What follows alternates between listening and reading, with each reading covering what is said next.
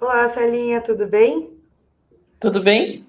Estamos ao vivo já aqui com o pessoal assistindo no seu Instagram e no Twitter. Deixo aqui a palavra com você. Obrigada, Laila. Muito obrigada aí pelo apoio técnico, tudo.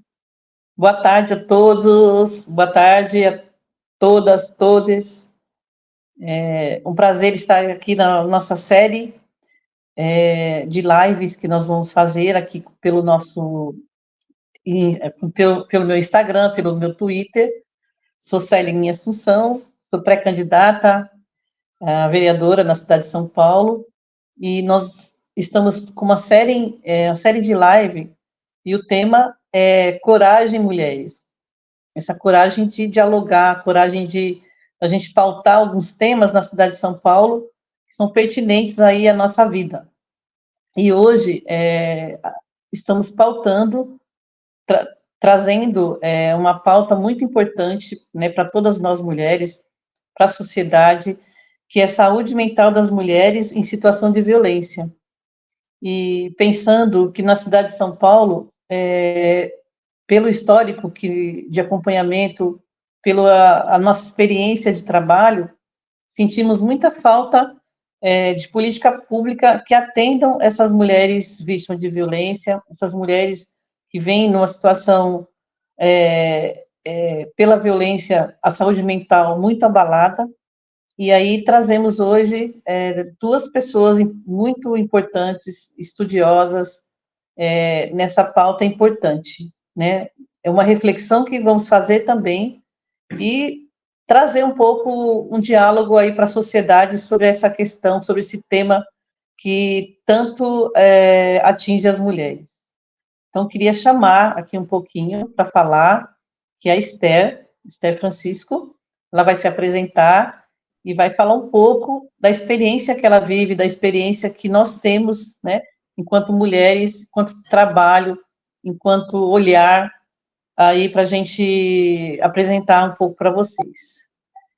E depois a Mara também, uma especialista, uma psicóloga, né, Mara? E ela vai falar um pouco também sobre esse tema tão importante para nós, aqui para a cidade de São Paulo, chamando a atenção aqui do poder público, chamando a atenção para construir esse diálogo e implementação das políticas públicas que atendam as mulheres vítimas de violência, e, em especial, essas que estão com a saúde mental abaladas.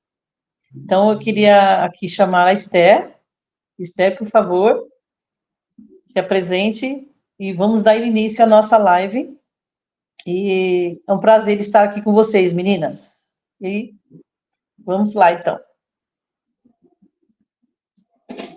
Olá, boa tarde, eu sou Esther, sou assistente social de formação, mestranda em Economia Política Mundial, ativista do movimento de mulheres e mulheres negras, da Marcha Mundial de Mulheres Negras. Eu trabalho com mulheres em risco de morte por conta da violência de gênero. Eu sou a sétima de 11 filhos, né? Minha mãe e meu pai produziram 7 mulheres e 4 homens, né? Eu costumo dizer que minha mãe é minha referência quando se diz de mulher que tem coragem de lutar. E acho que a mulher, quando nasce, ela já nasce com esse plus a mais que é eu vou ter que lutar. A gente sabe que a gente vive em uma sociedade patriarcal, machista, racista, fascista, e nascer mulher é um desafio muito grande, porque nesta sociedade, para a mulher ter vez e voz, ela precisa lutar muito. A violência vem de todas as maneiras, né? A violência de gênero, conhecida mais como violência doméstica. Quando eu falo violência de gênero, é porque as mulheres apanham e sofrem violência por serem mulheres, por nascerem mulheres. É claro que a gente vive em uma sociedade que os homens pobres, pretos, periféricos, também morrem muito cedo, tem um limite de vida de 27 anos, e se a gente for avaliar a situação atual do nosso governo, parece que esse índice de idade, de faixa etária, diminuiu, porque só em Santos a quantidade de meninos que estão morrendo é uma coisa muito violenta. Mas a gente está aqui para falar da coragem que a mulher tem que ter para sobreviver a uma sociedade patriarcal, onde a voz é dos homens, e que a gente vai sofrendo o complexo de Cinderela. Parece que precisa ter um príncipe autorizando a nossa fala. Eu estou à frente desse serviço há 12 anos, mas sou militante do movimento de mulheres desde 88, 89. Creio que muita gente que está assistindo ainda não tinha nascido. Não tenho nenhum problema com a idade, porque chegar aos 61 anos não é uma coisa para todas. Muitas mulheres ficam no caminho justamente por conta da violência. Se a gente pensar o ano de 2023, em que foram mortas 1.364 mulheres, imagine quantas histórias seriam possíveis e que foram rompidas por conta do tipo de sociedade que a gente vive. Quando você lida com mulheres em situação de violência, aquela pirâmide social que a maior parte dos ativistas, das pessoas que estão nos movimentos conhece, ela é uma prática, né? Aquela pirâmide onde tem o homem branco, a mulher branca, o homem preto e a mulher negra, ela justifica muito bem o que a Angela Davis vai dizer, que quando a mulher preta se movimenta, ela movimenta todo o restante, e é totalmente verdade. Quando a gente fala de histórias de violência, a mulher preta ganha um plus a mais, né? É sempre I, né? Então, a maior parte das mulheres que chegam a um centro de acolhida são mulheres pretas em relacionamento interracial. A gente fala um pouquinho sobre a questão da solidão da mulher negra, que continua procurando o homem preto para ser seu parceiro na vida, mas esse homem preto, para ficar bem na sociedade, ele vai para um relacionamento com uma mulher branca, e eu falo sempre sobre isso, porque as crianças que vêm desse relacionamento, elas já entram numa situação de violência. Se tem menos melanina, é meu filho. Se tem muita melanina e traços negroides, já não é meu filho. Então, vocês imaginam a corrente que é isso e o quanto isso vai se reproduzindo. E aí, eu costumo falar bastante, apesar de não ser a minha área, mas eu tenho uma especialização em sociopsicologia, e o movimento me permite, me perdoe a amiga que é psicóloga, me permite falar um pouquinho sobre essa coisa que é a violência psicológica. A gente vive em uma sociedade comandada por homens e, portanto, a gente reproduz machismo. Então, muita gente, você vê muitas mulheres e muitos homens, e dói mais quando são mulheres, dizendo que parece que as mulheres gostam de viver aquelas histórias de violência, como se fosse a coisa mais fácil do mundo, ela sair daquilo. Por que continua? Porque fica naquela violência. O que acontece? Que grande parte do número das mulheres permanecem naquela história. Eu costumo dizer que a gente vive em uma sociedade de romance, e que a mulher só tem validade se ela estiver acompanhada. Parece que estar acompanhada de um homem valida a sua existência. Parece não. O homem valida a nossa existência. E quando eu digo é uma sociedade de romance, porque todo programa de entretenimento, no final, é um casamento que vai terminar. Você assiste qualquer novela, no final, na última semana de novela, tem muitos casamentos e tem muita gravidez, tem muita gente feliz compondo a sua família. Tem uma coisa que vale uma live só isso, Celinha, que é família. De que família que a gente está dizendo? Essa coisa da família é uma coisa bastante complicada. Parece que se não deu certo é porque a mulher não foi uma mulher interessante a ponto de estruturar a sua família. Esse peso todo cai sobre a mulher. E, ao mesmo tempo, se você não está sozinha, se você está sozinha, tem alguma coisa muito errada com você. Então, o ideal é que você tenha um romance. Em Nenhuma mulher começa a namorar um homem e no primeiro encontro ele já te mete um tapa. É uma construção que este parceiro vai fazendo até chegar ao ponto de minar as forças dessa mulher e ele fazer com aquele objeto, que é o corpo da mulher, absolutamente o que ele fizer. Então, são pequenas violências do dia a dia que a Lei Maria da Penha não dá conta, porque grande parte das mulheres que sofrem violência psicológica e moral vai dizer que não, ele não me bate, né? A informação que vai ser validada nos jornais da tarde vai ser que ele deu facada, ele deu tiro, ele deu porrada, tem que ter marcas. Agora, a violência que vai minando as suas forças e deixando à disposição, nem os movimentos sociais, nem os movimentos de mulheres falam muito sobre isso, que é a violência psicológica que, pouco a pouco, vai deixando essa mulher à mercê das outras violências. Você é feia, você é gorda, você é magra, você é preta, você é fedida, você não sabe fazer as coisas direito, olha essa casa que lixo, olha, enfim, toda essa violência repetida o tempo inteiro, a mulher fica tentando correr para resolver a situação. Então, eu vou tentar melhorar na cozinha, então, eu vou tentar limpar essa casa melhor. Não, você não faz sexo bem, você vai estudar, conversar com amigas para dizer como é que eu faço. Então, é toda uma violência significativa que vai fazer com que você tente se corrigir. Você é louca, né? E aí a mulher recebe isso o tempo inteiro, essa informação, e ela tenta o tempo inteiro melhorar perante aquele homem. E a gente vive em uma sociedade capitalista, é uma sociedade de disputa. Todo mundo fica disputando o melhor make, a melhor fotinha, a melhor comida, qual comida você está comendo. Então, você tira a foto do melhor prato, você tira a foto e aí você se maqueia, você se produz, você faz toda uma produção para aparecer melhor. Você não vai encontrar a Celinha e vai dizer para ela o tempo inteiro que ela não estou bem. Eu não estou bem, porque a responsabilidade por uma casa estar bem, esse peso é da mulher.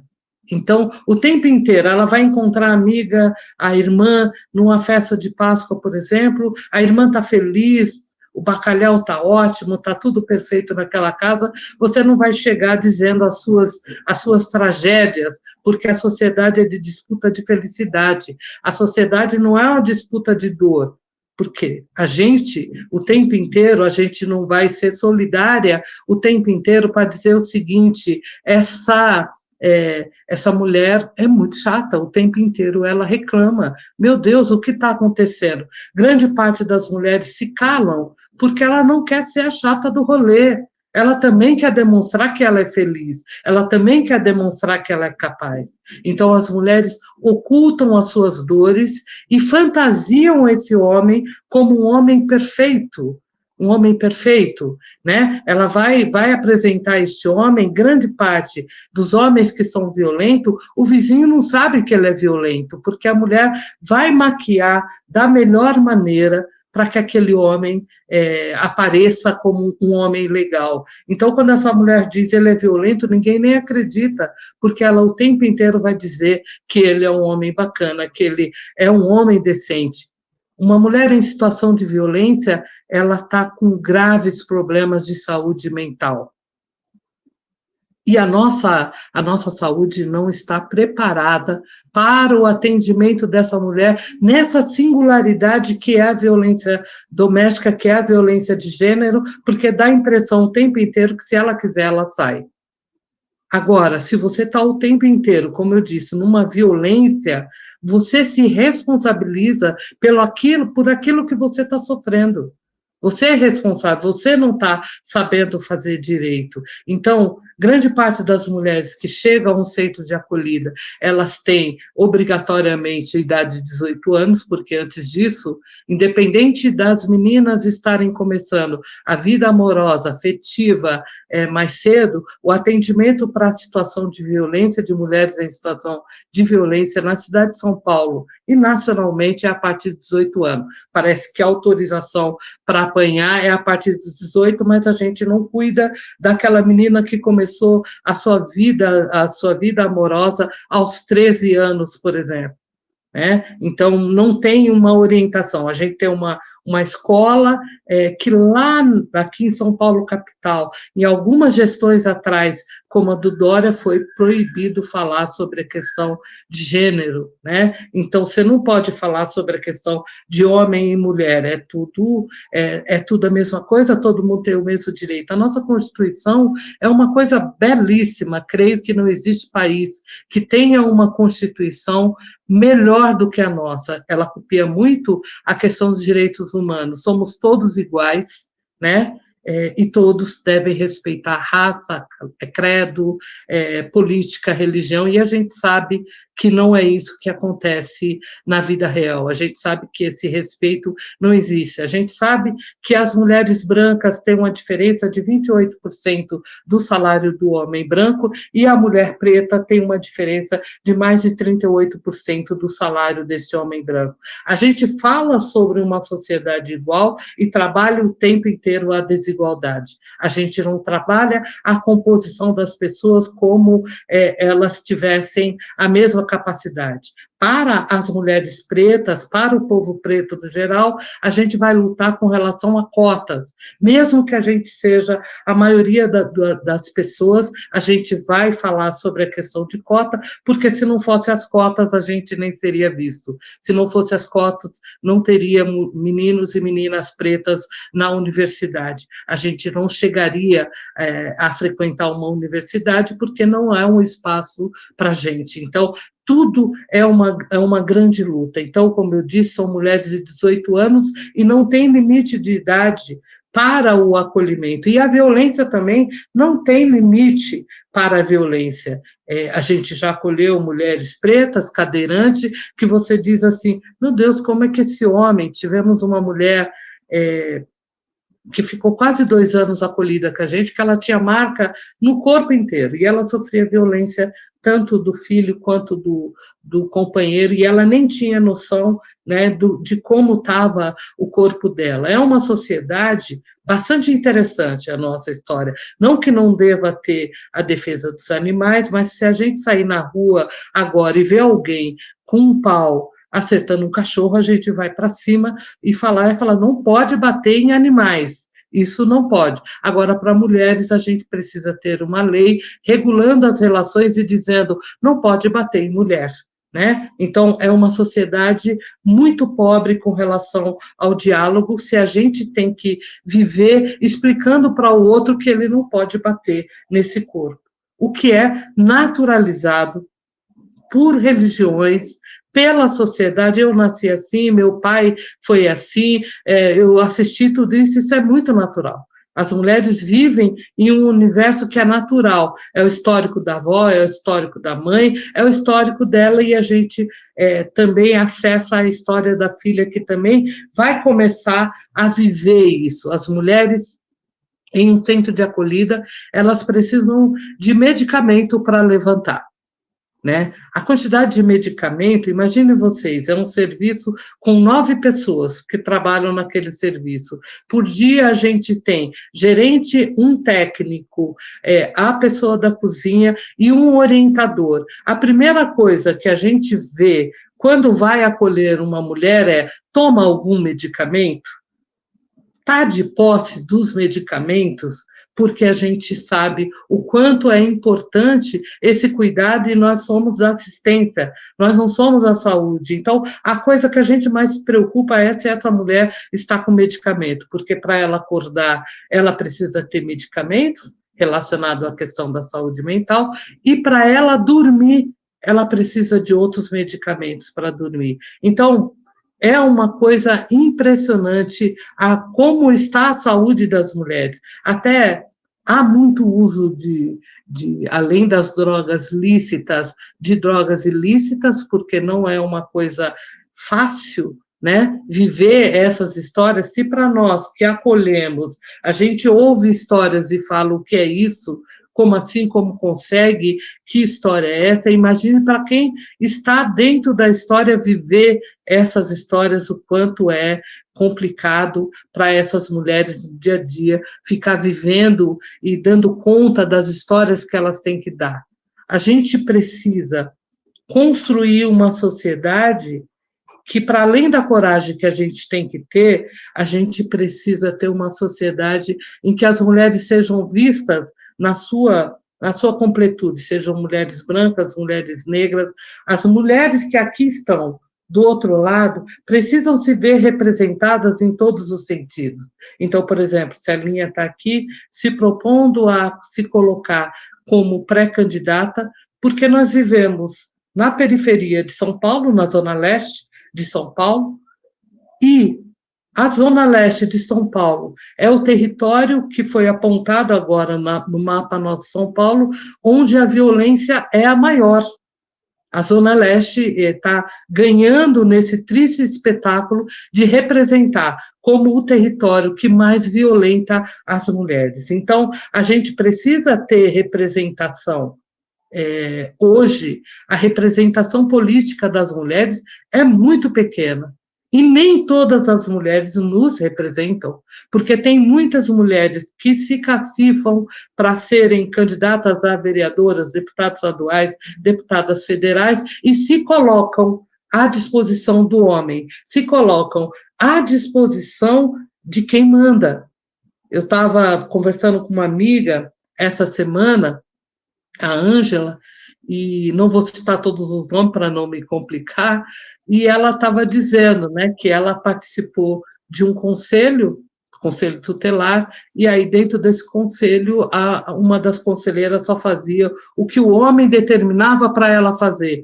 Então, muitas mulheres chegam em algum lugar de poder, mas elas respondem o que aquele homem faz. A gente precisa mulherar a política, mas com figuras de mulheres que entendem das questões sociais, que entende que temos que ter um SUS que atenda às especificidades dessa mulher.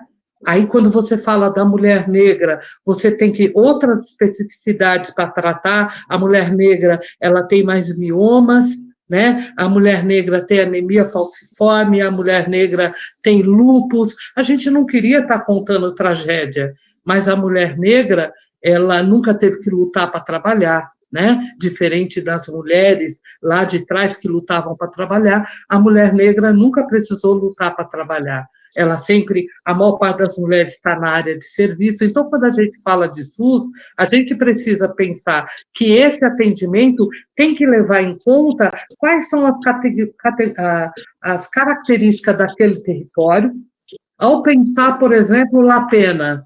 Bom, aqui no Lapena você tem alagamento, você tem isso, tem aquilo, então você tem que levar em consideração o que essa mulher tem que passar, né? Então você tem lá a mulher negra, aí você tem que pensar que essa mulher negra do Lapena, de São Miguel, de Hermelino Matarazzo tem uma dificuldade mais de ser representada, né? Então a gente precisa pensar que o SUS, que o SUAS, que a educação, que a habitação, que todas as políticas públicas precisam estar preparadas para entender essa mulher nessas particularidades, para ela ser completada, para ela ser contemplada da maneira que é. Então, quando eu volto a falar da Celinha, puxando a sardinha para a Celinha, é para dizer o seguinte: Celinha é uma mulher da periferia, que já participou de movimento social, que participou de movimento de saúde, que participa do movimento de infância e juventude, que, enfim, que participa de uma série de coisas, que tem um olhar. E quando a gente pensa mulher e política, a gente sabe que há uma violência de gênero na política, porque a gente ainda continua sendo cota, né? Sejamos mulheres negras, sejamos mulheres brancas, continuamos a ser pensada como uma cota para completar os 30%.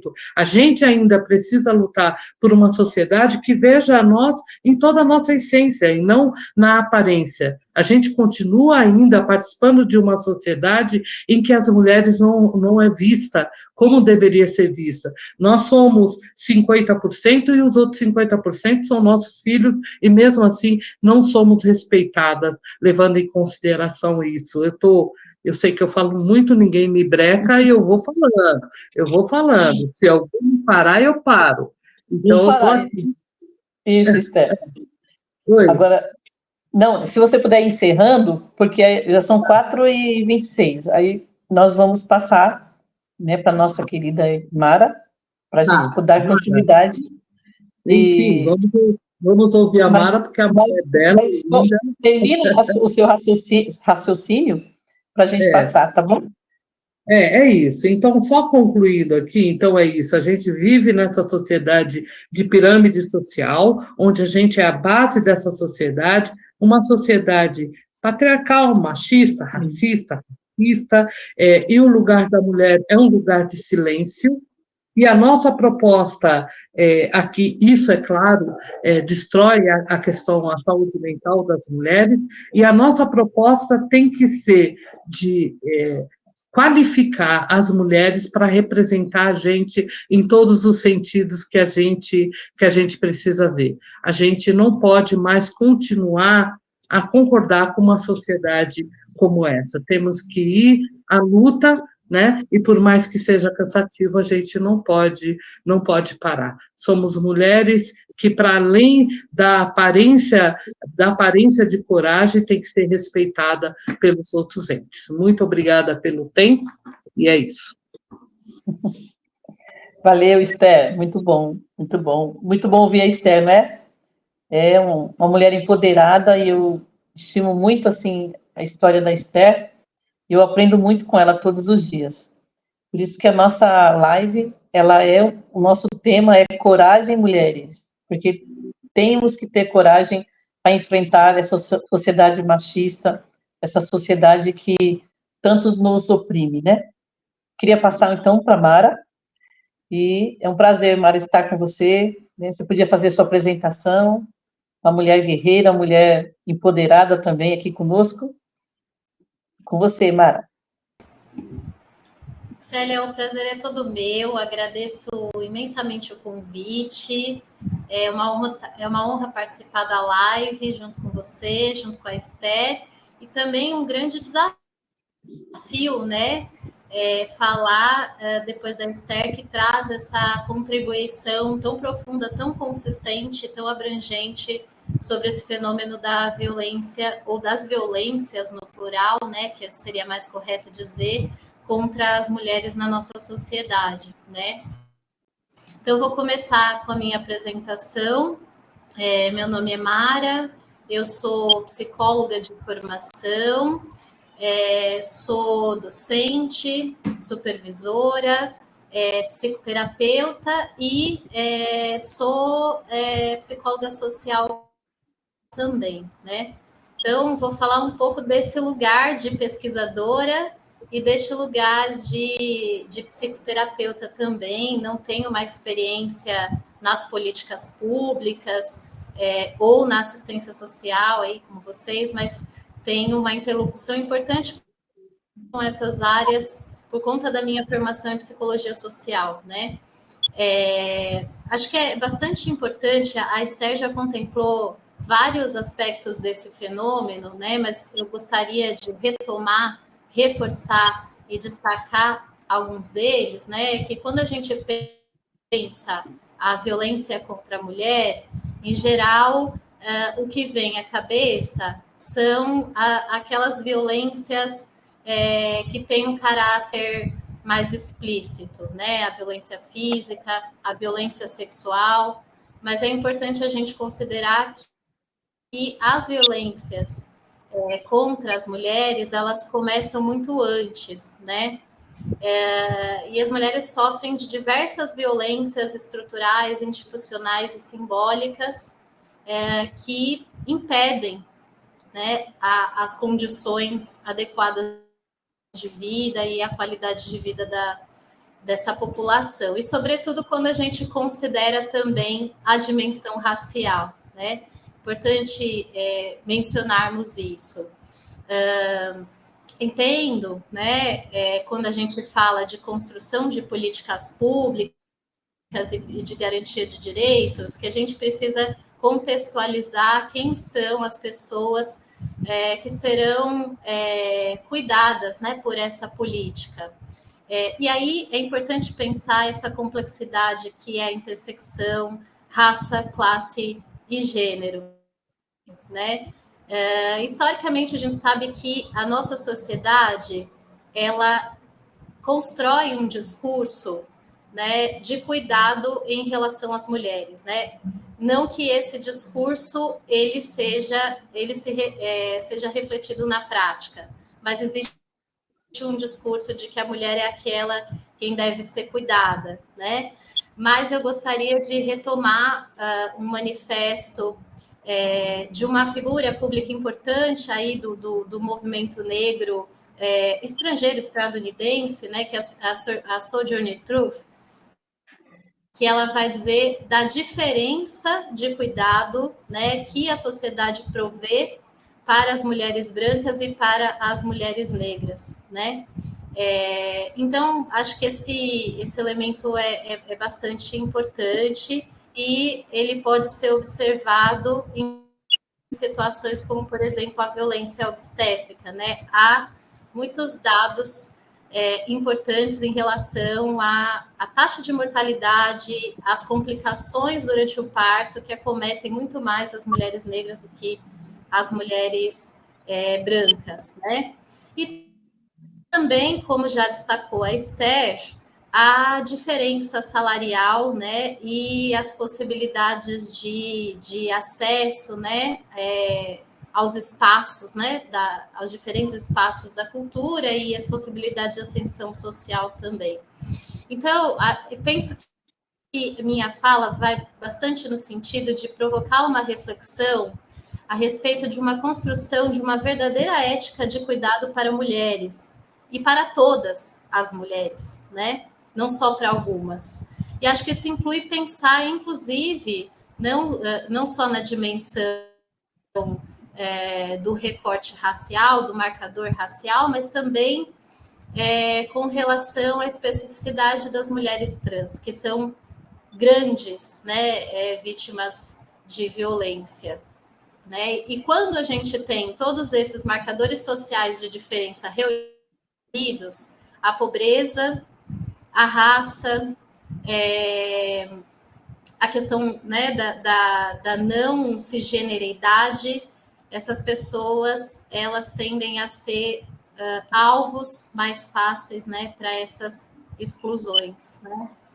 Então, retomando também um pouco da questão dos vários tipos de violência, né, que atravessam a vida das mulheres, né, e essa perspectiva de que quando a gente pensa em violência, a primeira coisa que vem à cabeça é o tapa, é o soco, é o abuso sexual, mas que isso começa muito antes, começa nas violências psicológicas, simbólicas, patrimoniais, quando o companheiro impede essa mulher de trabalhar, né?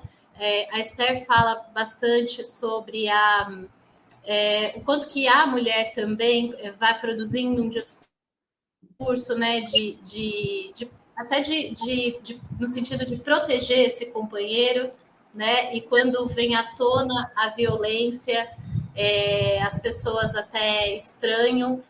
É importante destacar que isso acontece. Na minha experiência, ouvindo relatos, né, na clínica de mulheres que sofrem violência, enfim, talvez a gente pudesse até pensar que mulher não sofre, já que a gente está falando da violência como algo estrutural, né? Então, todas as mulheres sofrem, né? Mas quando eu ouço um relato de uma violência doméstica, muitas vezes esse relato vem também muito impregnado de uma compaixão, de uma empatia, de uma proteção que a mulher tem em relação a esse companheiro que é um abusador, que é um violentador, né? Então, a mulher, mesmo quando ela está nessa situação de violação de um direito básico, que é a integridade física, né? Ela ainda assim pensa em como esse companheiro está emocionalmente, como que ele, né? Ela continua bastante envolvida nessa função social, né? Que nós temos, que é a função de cuidado. E então,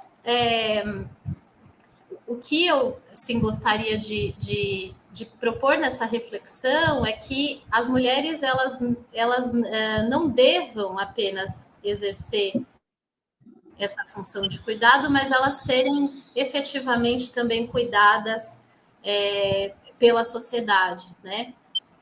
Com a garantia, né, das políticas públicas, com a garantia dos acessos, né?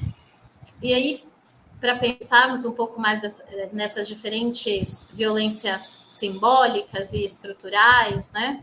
Já falamos um pouco aí sobre o mundo do trabalho, a mulher negra como a base da pirâmide social, e, de novo, enfatizando essa questão racial, isso permeia o mundo do trabalho de uma forma bastante ampla, desde a formação, né? Uma discussão que me é muito cara, porque sou professora, é a questão do acesso, né, à universidade, como que a gente pode pensar esse acesso.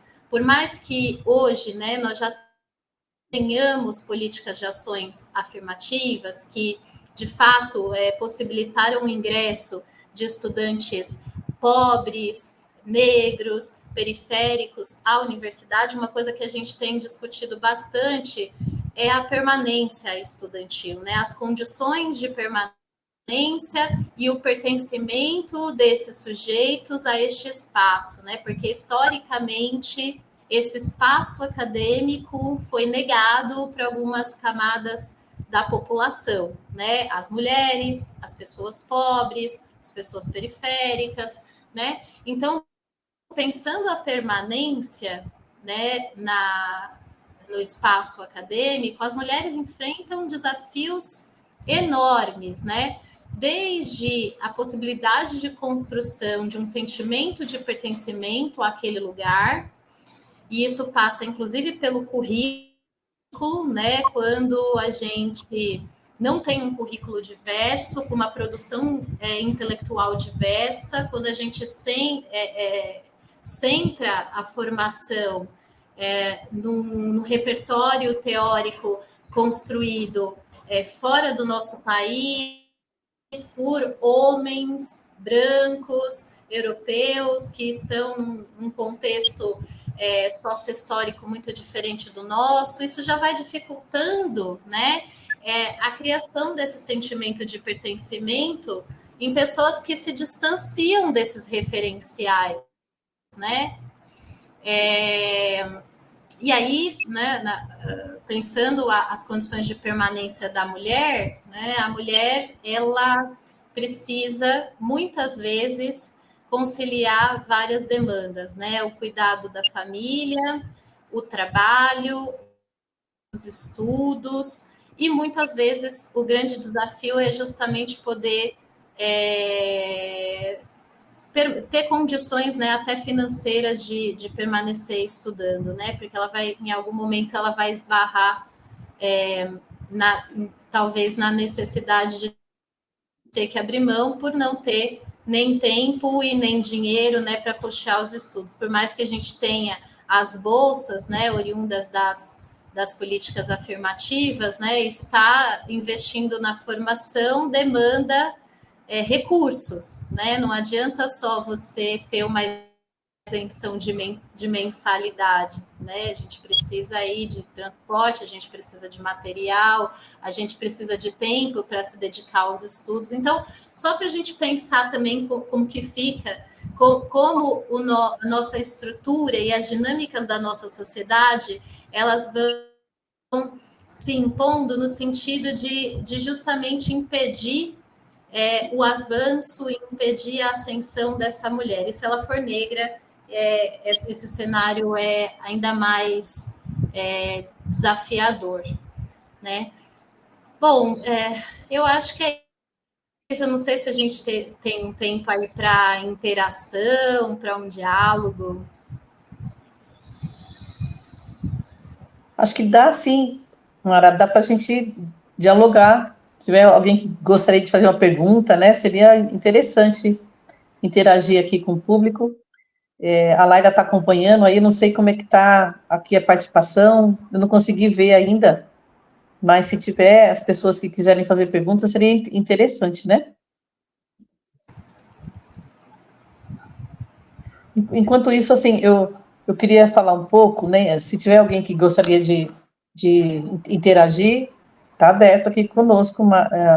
A Laila vai fazer essa parte técnica aí para nós, tá bom? Então, assim, eu fico pensando como as mulheres, né, quando elas vivem uma situação de abusiva, o que causa, não é, Mara, para essa mulher? Acho que a Esther falou um pouco dessa questão, né, da depressão, uma situação de transtorno, ansiedade, o estresse, né, a perda do sono. Então, quando essa relação ela é doentia, como que a mulher sofre, né? Porque se ela não tiver um espaço para falar, ela não puder ser atendida em algum local, essa mulher vai continuar doente, ela vai continuar sendo sem um espaço de acolhimento, né? Então, eu fico pensando, como que nós construímos na cidade e abrimos esse diálogo com o poder público, para a gente atender essas mulheres. Eu tenho certeza que, como eu acompanhei muitas mulheres, a gente já abrigou mulheres, e sentimos na pele essa falta da política pública, porque elas não têm onde ir, sentem vergonha de falar, né? Então, nós precisamos encorajar essas mulheres a falar, encorajar a procurar um atendimento que elas possam ser curadas desse transtorno, dessa saúde mental abalada, né? Esther, quer falar? Sim, Celinha, eu fico pensando que o serviço que eu estou à frente, ele não deveria existir, né? Ele fala sobre a nossa dificuldade de diálogo entre homens e mulheres. Ele existe por conta disso. A forma de diálogo que o homem entende é a violência, e a gente continua tendo um processo de educação em que os homens, tanto religioso, né, de que o homem tem o direito de mexer nesse corpo da mulher da forma que ela quiser. Então, o nosso serviço, na cidade de São Paulo, a gente tem 5 abrigos sigilosos pela Secretaria da Assistência na capital. Veja, né, a gente hoje está em torno de 14 milhões de pessoas que moram na capital de São Paulo. E a gente tem 5 abrigos que é para 20 pessoas. Eu digo 20 pessoas, que não é 20 mulheres, que a nossa cultura do mito do amor materno, onde essa mulher está, ela está com filho. Então, ela é acolhida com o seu filho, né? Então, são 20 vagas. O que a gente deveria ter na cidade de São Paulo, a gente tem 32 subprefeituras em São Paulo. A gente tem, na cidade de São Paulo, 14 CDCM. O que é o CDCM? O Centro de Defesa e Cidadania da Mulher. É um serviço preventivo, que deveria, logicamente, existir em cada subprefeitura, deveria ter um CDCM, que é o espaço de escuta para essa mulher, né? Então, o CDCM é um serviço preventivo que deveria ter, essa mulher está com dificuldade, não necessariamente ela precisa ser acolhida, né?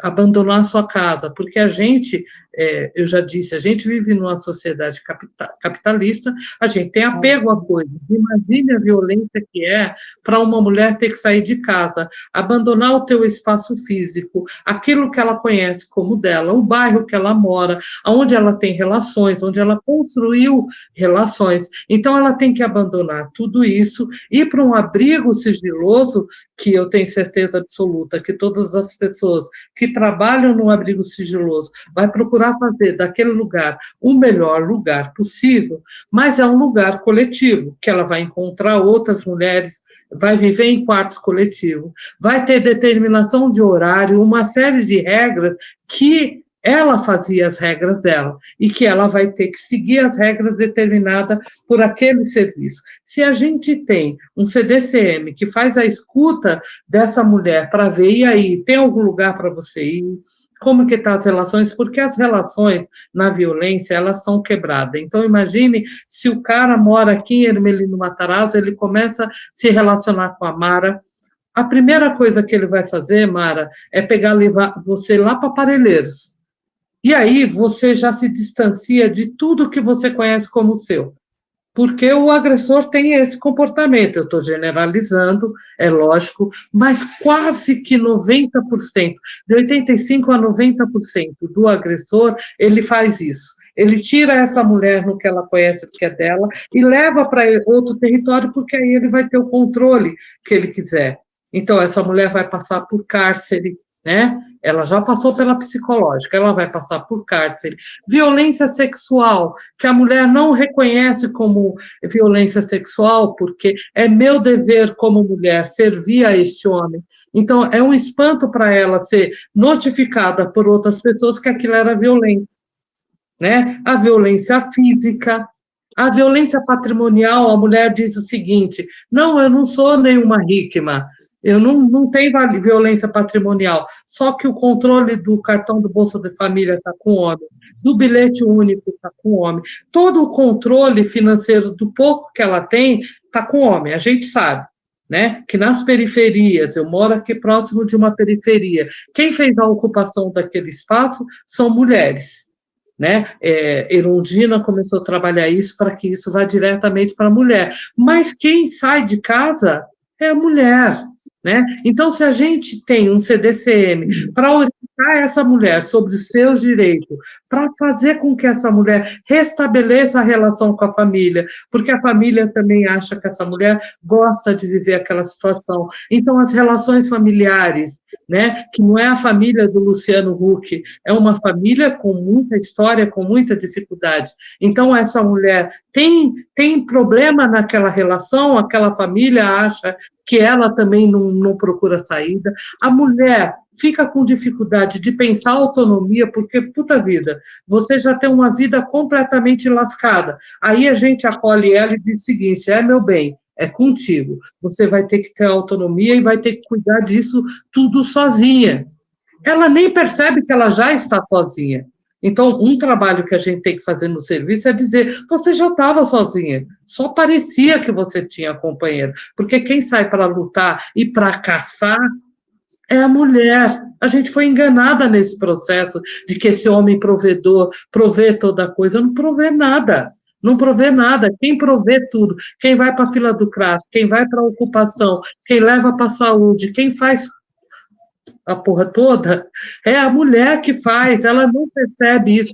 A violência, ela destrói da mulher a capacidade dela se ver, né? De se olhar no espelho, se entender como bela, de se entender como uma mulher poderosa. Ela não percebe isso. A violência doméstica, a violência de gênero, é um mal que destrói a possibilidade de você se pensar como gente. Então, o CDCM, ele, em tese, ele tem lá profissionais, tem uma equipe que trabalharia todos esses aspectos com a mulher. O que falta nos governos atuais, municipais, é vontade política, porque a mulher não tem importância para muitas coisas. Tem muitas coisas que já teriam sido solucionadas se fosse o homem que passasse.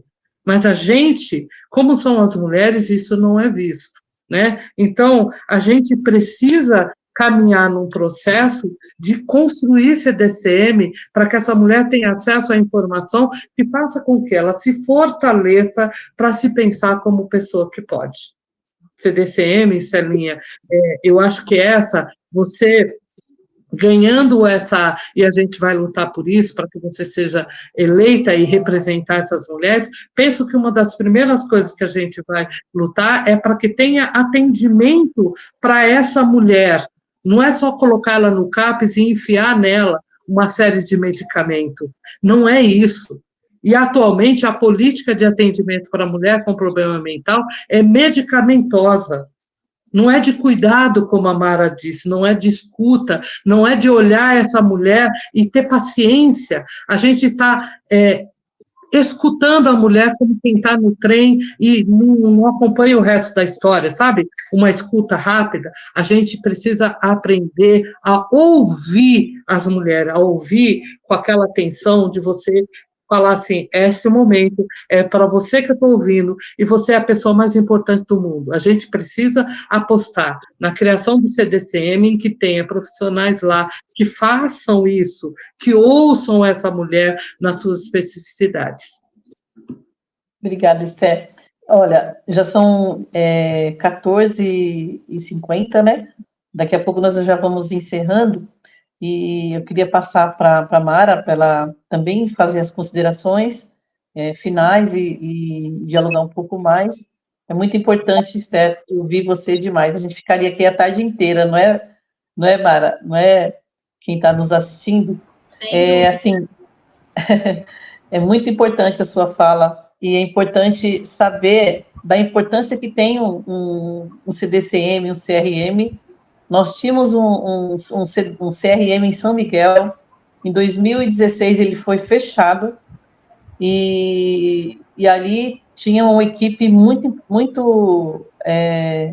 uma equipe técnica que trabalhava muito as mulheres em São Miguel. Há 9 anos ele foi fechado, e agora estamos reivindicando. Nós já lutamos muito, né, por esse CRM, e agora, com a possibilidade da gente ter um novo governo, né, esperamos que o Boulos seja o eleito da cidade de São Paulo, nós estamos pautando, porque o Boulos, ele dialoga com toda a sociedade, ele está dialogando com as mulheres, nós estamos participando da construção do programa de governo, e está sendo pautado essa questão do CDCM, o CRM, ou seja, um equipamento que venha atender essas mulheres vítimas de violência, e que venha tratar essa saúde mental, que elas possam ser fortalecidas. Vou te passar um pouquinho, Mara Santos, a nossa psicóloga querida, por favor.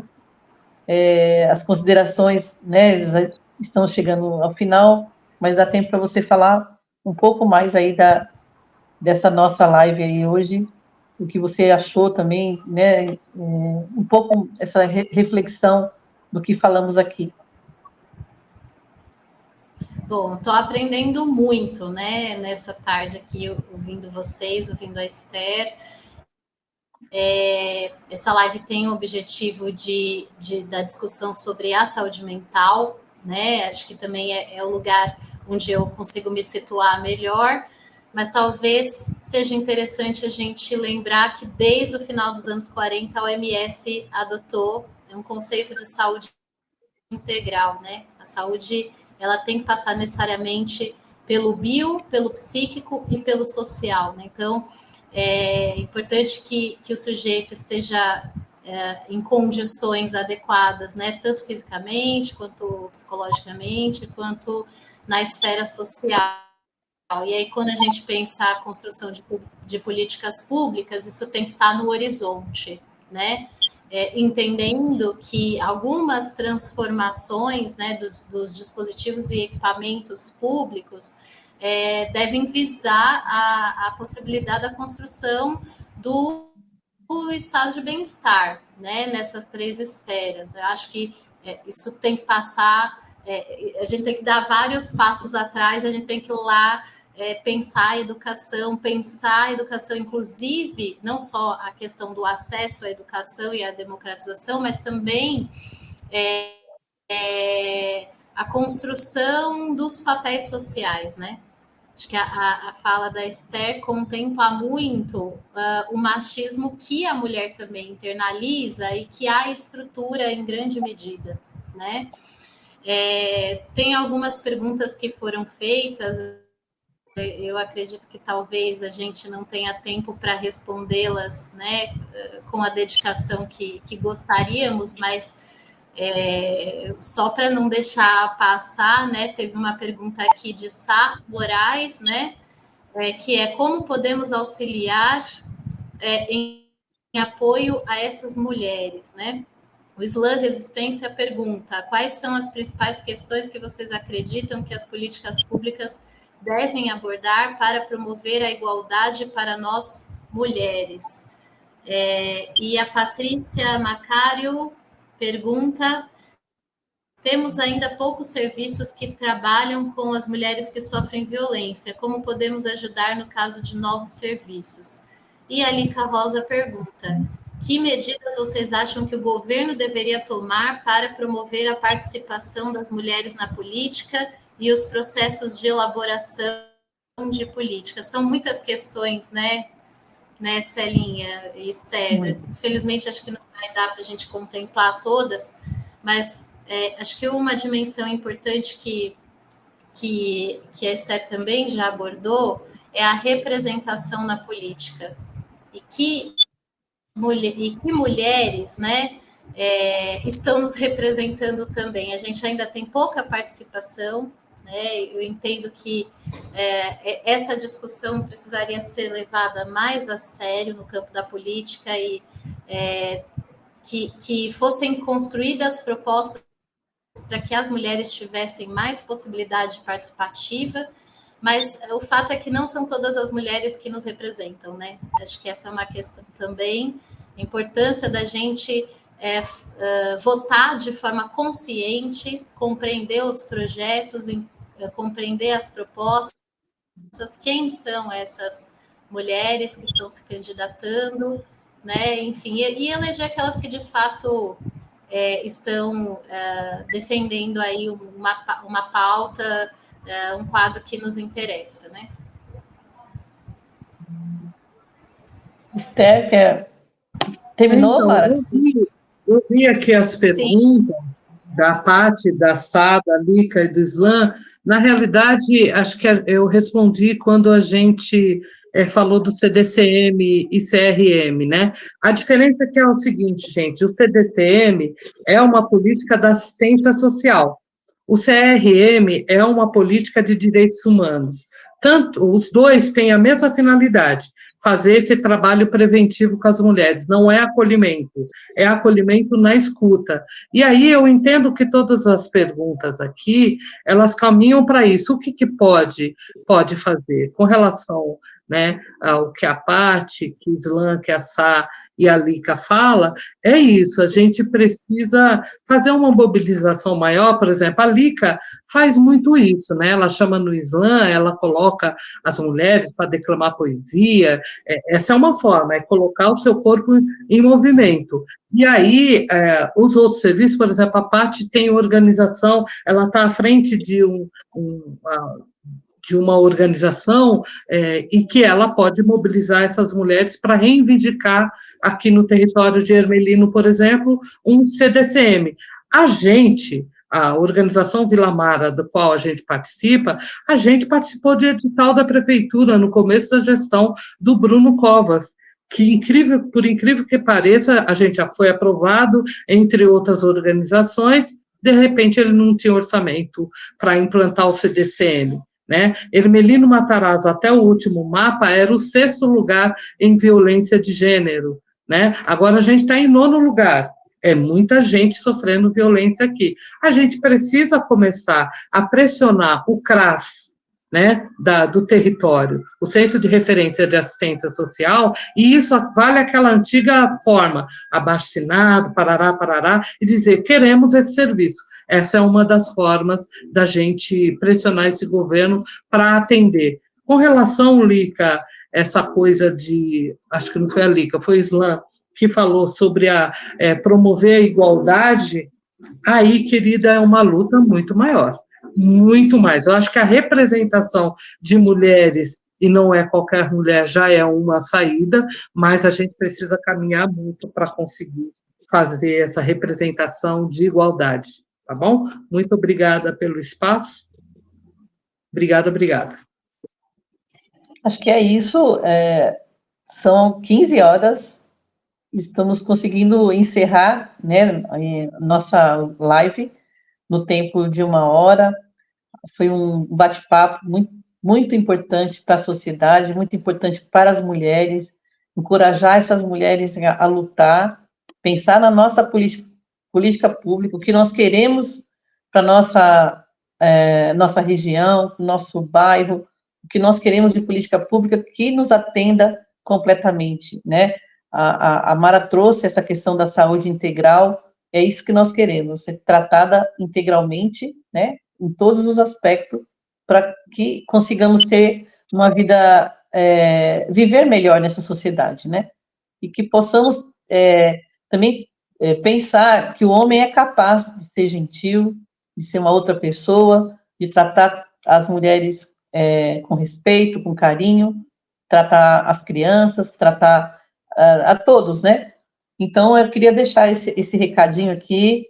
Vamos lá, mulheres, vamos nos encorajar e lutar por uma sociedade mais justa, com igualdade, com respeito a todas nós. Deixo um abraço a todos. Obrigado, Mara. Obrigado, Esther. É um prazer estar aqui com vocês. E essa live vai ficar no ar um tempo. Espero que as pessoas assistam, curtam e também transmitam essa mensagem a todos. Muito obrigado. Boa tarde.